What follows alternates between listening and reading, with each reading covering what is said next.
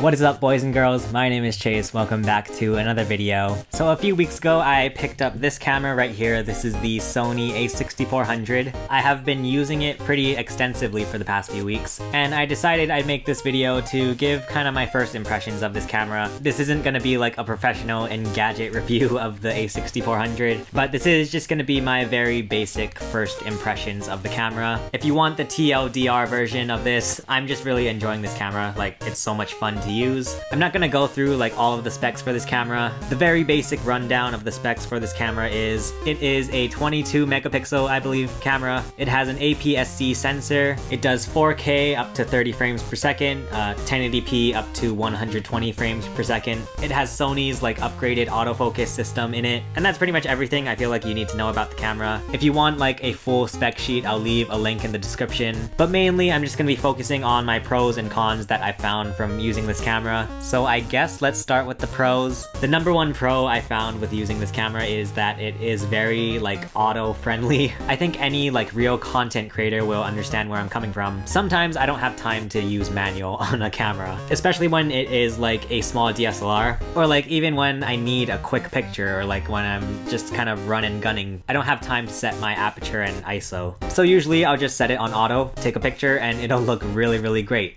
Even on video, you know, especially for like vlogging and stuff, you're not gonna want to hold the camera out and be adjusting the exposure and stuff because, you know, you don't have time for that. So a lot of the times I have just been setting the camera on auto, just taking pictures and videos, and they've turned out really great. So that's something I really love about this camera. You know, like any idiot can take a picture with this camera, like me. Speaking of auto, you know, the autofocus on this camera is just really great, especially for faces. It does a really good job at tracking faces.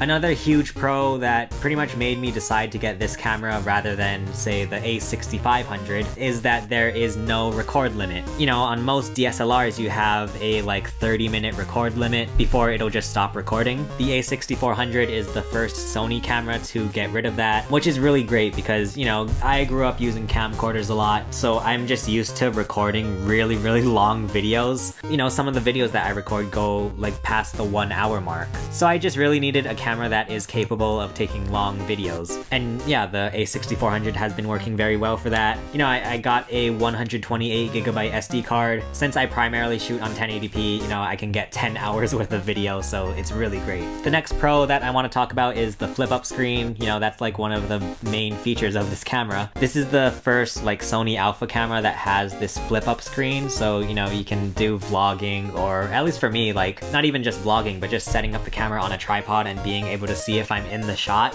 Yeah, I just really like this flip-up screen. Granted, I still don't have a microphone for this camera. I'm looking to get the Rode Video Micro, and so I know that there is that issue of anything mounted on the shoe will get in the way of the flip-up screen. But for now, you know, just using it raw like this, I'm really liking it. Not only that, but just being able to, you know, flip the screen like that and get really low panning shots and whatnot. It's been really nice and really helpful. And then kind of the last pro that I wanted to talk about here is kind of just a personal thing for me. This is my first time using a DSLR type of camera, and it has honestly just been very easy to pick up and learn for me, at least. I don't know, I think it is a very sort of simple learning curve. Granted, you know, I'm still not perfect with it or anything. I'm still learning a lot about this camera as I use it. But for the most part, you know, it's really fun to use once you kind of wrap your head around it. I mean, those are pretty much all of the pros that I wanted to talk about for the Sony A6400. Moving on to some of the cons for this camera.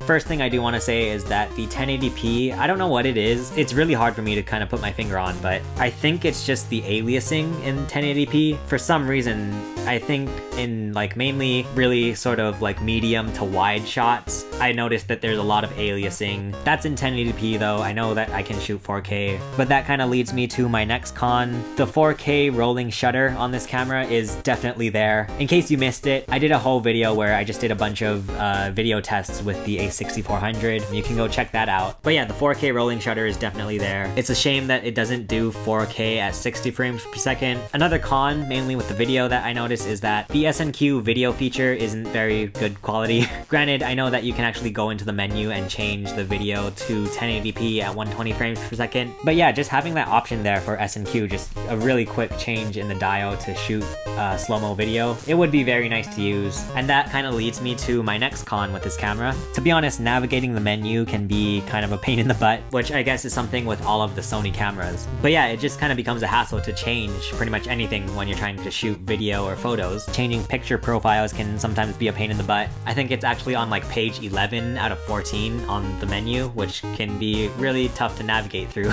And the last con that I'm gonna mention here is the battery life, which is something I knew going into this. I've heard everyone say that the battery life, especially on the A6000 series, is just very bad, and yeah, I've definitely noticed that. The battery just runs out really quickly, which is a shame. But anyway, that wraps up the cons that I noticed with this camera. This last little section I have here is what I call the first world problems section. These are just like tiny things I noticed about this camera that I feel like shouldn't sway your opinion of whether you want to get this camera or not. The first world problem I have with this camera is that the record button is in like a weird place. It's just like this tiny little button on like the side of the camera, which is a weird place to put the button. Granted, the way I've been going around this is actually changing it so that you can use the shutter for recording. It's honestly not even a big deal. Another first world problem I have is that the SD card can be kind of a pain in the butt to get out.